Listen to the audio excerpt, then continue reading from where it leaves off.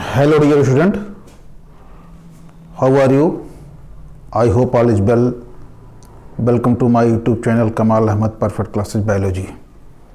Dear student, today I start about in this video the topic of प्रोटोकॉपरेशन. प्यारे, आज की इस वीडियो में हम टॉपिक लेके आए हैं प्रोटोकॉपरेशन, जो इकोलॉजी यूनिट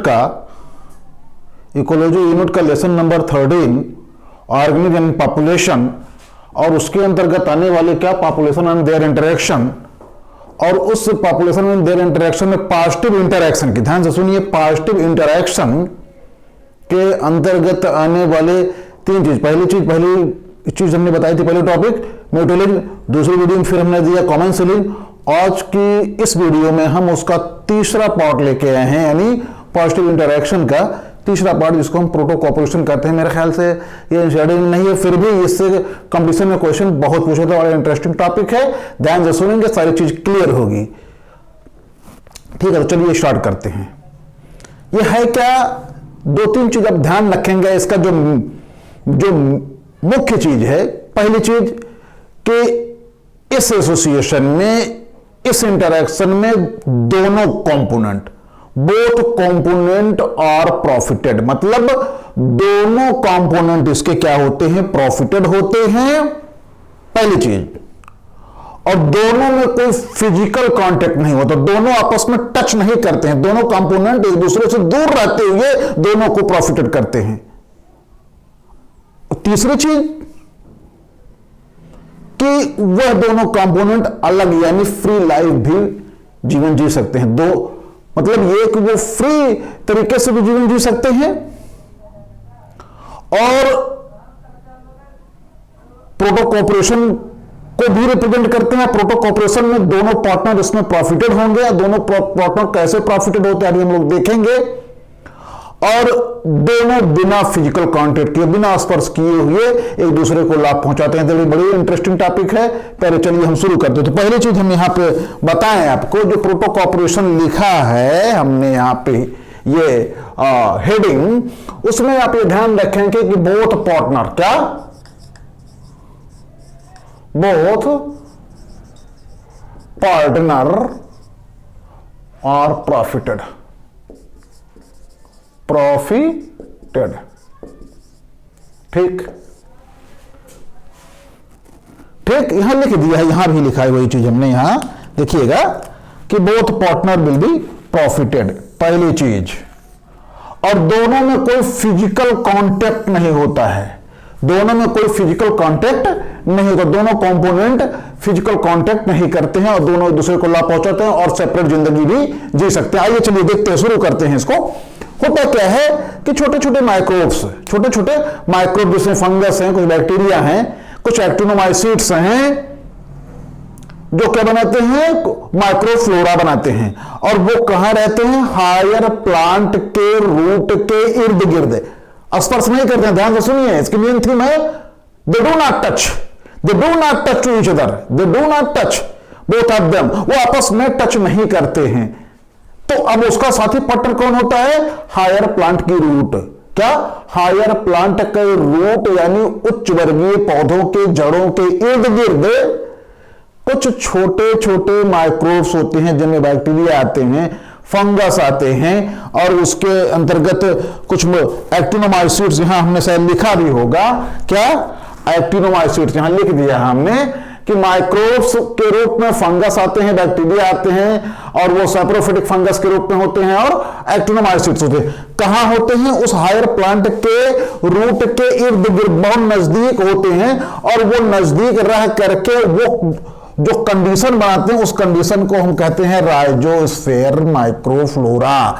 मतलब हायर प्लांट के रूट के, सब शब्द में ही मतलब छिपा हुआ है इसके, रूट के, हायर प्लांट के रूट के इर्द गिर्द पाई जाने वाली माइक्रोफ्लोरा, हायर प्लांट के रूट के इर्द गिर्द पाई जाने वाली सूक्ष्म जीव, जिसको हम क्या कहते हैं, उस कंडीशन को माइक्रोफ्लोरा, राइजोस्फीयर माइक्रोफ्लोरा.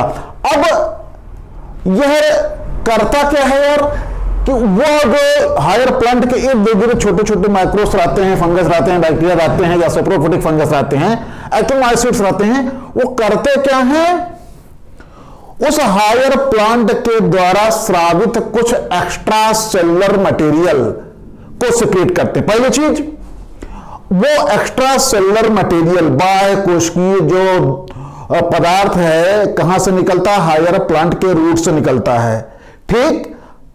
और जिसके आकर्षण से किसके आकर्षण से, वो जो एक्स्ट्रा सेलुलर मटेरियल है जो हायर प्लांट के रूट से निकल रहा है, मेरी बात आप समझ पा रहे हैं ना, उस मटेरियल के आकर्षण से ये करते क्या है, ये छोटे छोटे माइक्रोब्स, छोटे छोटे सूक्ष्म जीव कहां पाए जाते हैं, उस जमीन में, उस रूट के इर्द गिर्द जो राइजोस्फीयर माइक्रोस्फोरा का रूप, माइक्रोफ्लोरा का रूप प्रदर्शित कर रहे हैं, वो छोटे छोटे माइक्रोब्स उस एक्स्ट्रा सेलुलर मटेरियल को लेकर के बनाते हैं क्या, ऑर्गेनिक अथवा इनऑर्गेनिक एसिड। क्या बना लेते हैं, ऑर्गेनिक अथवा इनऑर्गेनिक, अकार्बनिक और कार्बनिक एसिड का निर्माण करते हैं। कौन करता है, माइक्रोब्स करते हैं।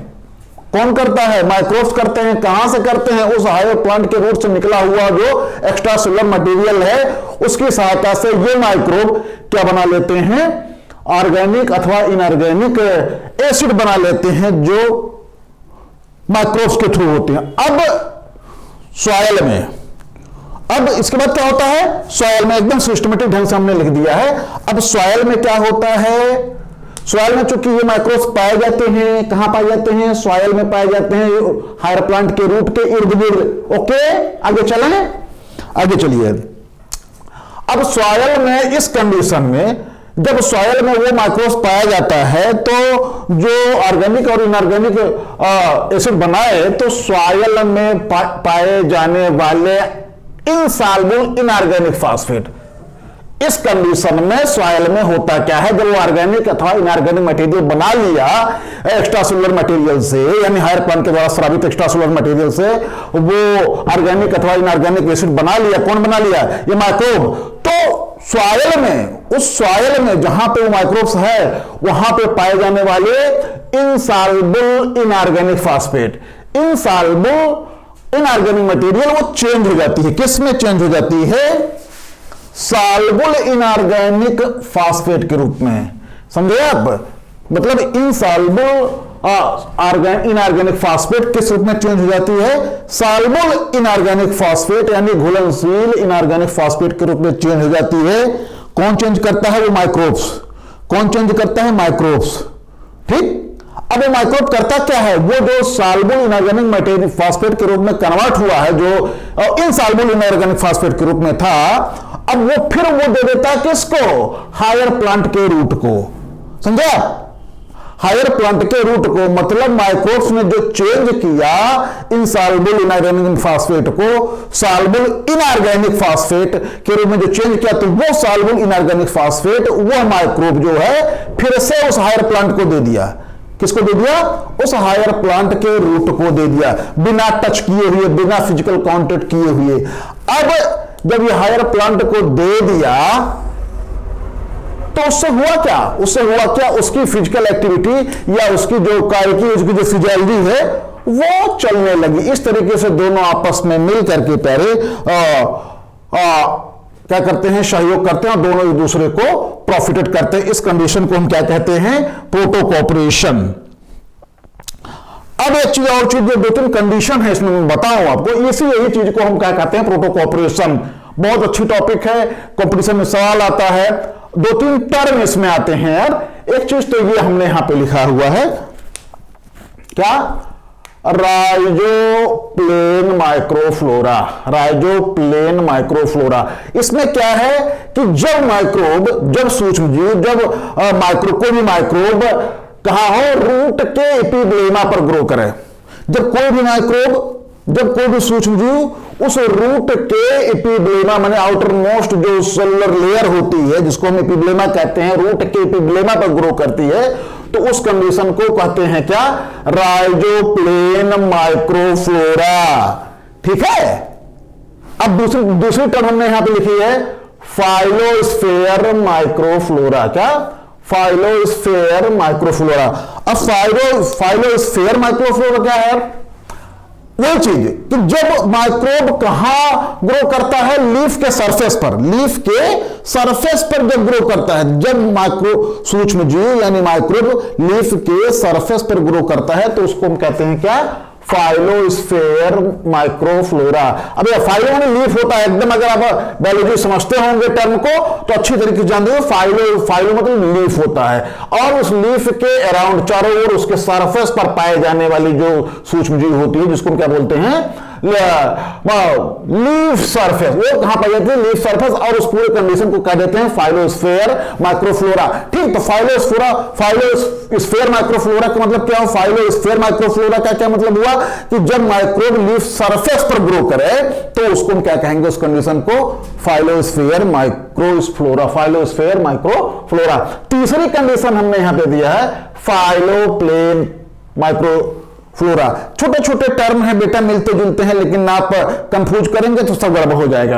अब फाइलोप्लेन, यहां पे लीफ की एपिडर्मिस पर, फाइलोप्लेन जब माइक्रोब या सूक्ष्म जीव लीफ के एपिडर्मिस पर ग्रो करता है तो उसे हम क्या कहते हैं? फाइलोप्लेन माइक्रोफ्लोरा, फाइलोप्लेन माइक्रोफ्लोरा। इसमें क्या होता है कि वो माइक्रोब लीफ के एपिडर्मिस पर ग्रो करती है तो उसको हम फाइलोप्लेन माइक्रोफ्लोरा। अब ये टर्म डिफाइन करने के लिए कंडीशन में आता है राइजोप्लेन माइक्रोफ्लोरा, फाइलोस्फेयर माइक्रोफ्लोरा, तीसरा है फाइलोप्लेन माइक्रोफ्लोरा। और यहां चीज हमने बताया शुरुआत में कि राइजोस्फेयर माइक्रोफ्लोरा क्या है? राइजोस्फेयर मतलब हायर प्लांट के रूट के इर्द गिर्द, हायर प्लांट के रूट के इर्द गिर्द जो माइक्रोब डेवलप करते हैं बिना टच किए हुए, उस हायर प्लांट के रूट को बिना स्पर्श किए हुए उस रूट के इर्द गिर्द जो माइक्रोब डेवलप करते हैं तो वो उस कंडीशन को हम क्या कहते हैं? Rhizosphere microflora. तो कहने का मतलब ये है कि और ये है पूरी प्रोटोकॉपरेशन की कॉन्सेप्ट, ठीक है, जिसमें दो कंपोनेंट, फिर से मैं बता दूं, दो कंपोनेंट आपस में एक दूसरे को प्रॉफिटेड करते हैं, दोनों को पार्टनर प्रॉफिटेड होते हैं, लेकिन दोनों आपस में टच नहीं करते हैं, भले ही वो अलग जिंदगी अलग तरीके से जी सकते हों। ठीक है, तो ये प्रोटो कॉपरेशन है, कैसे कैसे हुआ कंडीशन हमने बताई।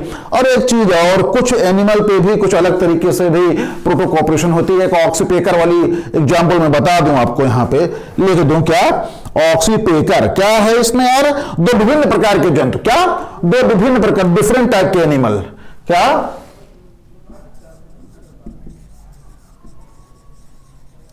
Different type of animal,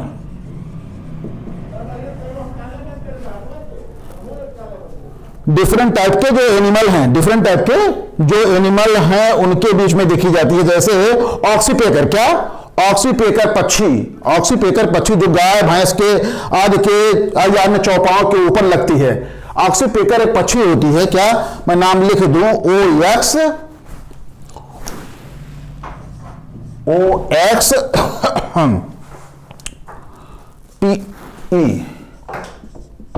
PECKER, ये बर्ड है। क्या है ये? बर्ड है। ऑक्सीपेकर पक्षी है जो काऊ या बफेलो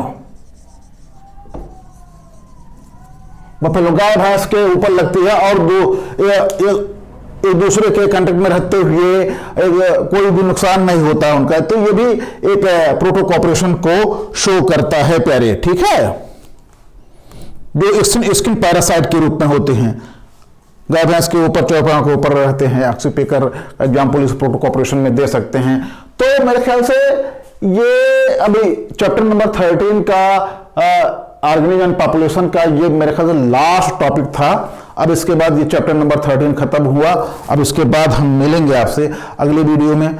तब तक के लिए हम वीडियो को देखते रहिए, लाइक कीजिए, शेयर कीजिए और सब्सक्राइब ना किए हो तो सब्सक्राइब कीजिए और कॉन्सेप्ट क्लियर रखने के लिए वीडियो को पूरा देखिए। ठीक है, थैंक यू, धन्यवाद।